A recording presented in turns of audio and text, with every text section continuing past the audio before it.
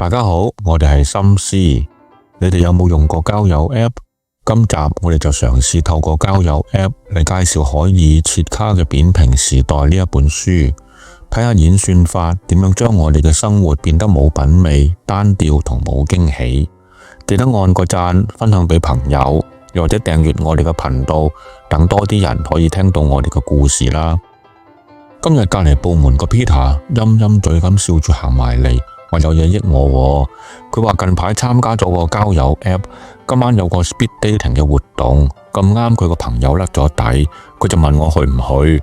我見到要成2000蚊咁貴，就梗係唔去啦。點知佢一俾我睇今晚有咩女士會出席嘅時候，我就毫不猶豫即刻衝落樓下撳錢俾 Peter， 仲大大聲聲咁同佢講，今晚千祈要等埋我啊！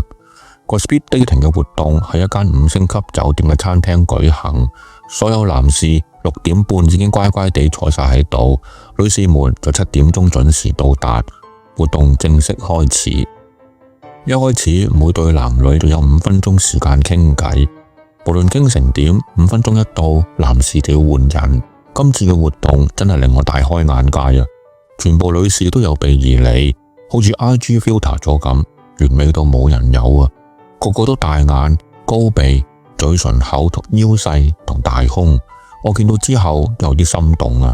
但係諗深一層，點解個個都好似同一個舞蹈出嚟咁嘅？呢個時候我就諗起《扁平時代》呢一本書。本書講演算法對我哋嘅生活有咩影響？作者海爾切卡就話：我哋而家唔係生活喺現實嘅世界，而係生活喺一個由演算法編織出嚟嘅濾鏡世界。所謂演算法，你可以想象成為一個超級嘅篩選器，佢唔係簡單嘅加減乘除，而係根據你過往嘅行為，幫你喺幾百萬個選擇入面篩選出佢認為你最想要、最想睇嘅嘢。就好似一個好叻但係好保守嘅工人，佢見到你尋日食雞肉，就餐餐俾雞肉你食，方使你試新嘢會唔中意咁。當然，而家講緊嘅演算法裏面要考慮嘅因素就多好多啦。就好似個推銷員成日算住你 like 嗰啲乜嘢，然後就將最熱門嘅嘢介紹俾你咁樣。就好似呢個交友 App， 佢嘅演算法就收集咗我哋嘅喜好，例如 Peter like 咗啲咩人啦，跟住就將最安全、最多人揀嘅選擇推俾我哋。結果呢？結果就係生活變得單調，冇驚喜。同今次 speed dating 嘅活動一樣，所有嘅 Spotify 啊、YouTube 啊，甚至 TikTok 同 Netflix 呢啲程式，就係透過一啲步驟，將佢哋覺得我哋最想睇嘅嘢推俾我哋，用嚟換取我哋嘅金錢或者時間。你可能會問 Spotify 同 YouTube 提供嘅免費娛樂有咩問題啊？你有冇試過 YouTube 推嚟推去都係推同類嘅片俾你？呢一個就係作者所講嘅品味嘅問題。所謂品味就係我哋用嚟衡量各個文化產品嘅一套方法。好似日本作家江倉天心就話，構成好品味嘅其中一個元素就係驚奇。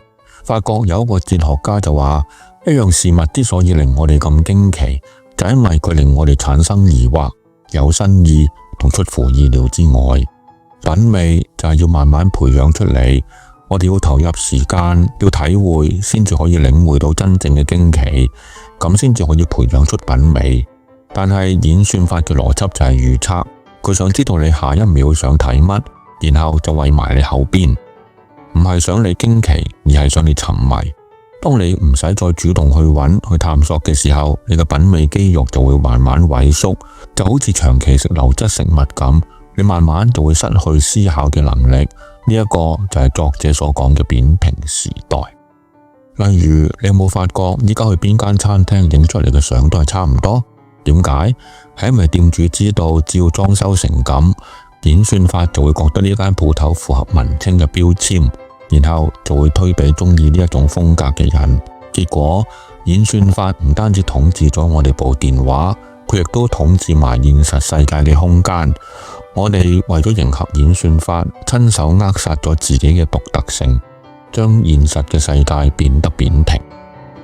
作者最震撼嘅就係喺美國見到嘅亞馬遜實體書店，成間書店就係將網頁活生生咁搬出嚟，擺喺我哋嘅眼前。行第二間書店，你仲會有一種尋寶嘅感覺。你會意外發現一本從未聽過，但係好似好有興趣嘅書。但係而家嘅亞馬遜書店只係擺喺網上最熱門、評分最高嘅書，驚喜冇咗，只係剩低數據。你哋又有冇去過？感覺係咪好似走入咗個 app 度咁呢？講到呢度，你可能會覺得冇品味啫，生活悶啲啫，冇乜大不了啊。但係作者就提醒我哋，演算法嘅影響可以好深遠，甚至可以攞你條命。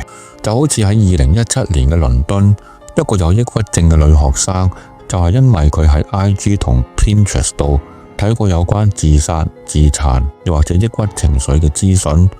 IG 同 Pinterest 就係咁推啲片同資料俾佢，最終導致到佢自殺身亡。最離譜嘅就係 Pinterest 竟然電郵咗一張染有血跡嘅刀嘅相俾呢個女學生。呢個悲劇就提醒我哋，演算法唔單止扁平咗我哋嘅品味，仲可能放大咗負面嘅內容。呢啲後果證明我哋唔可以坐視不理，我哋有方法反擊。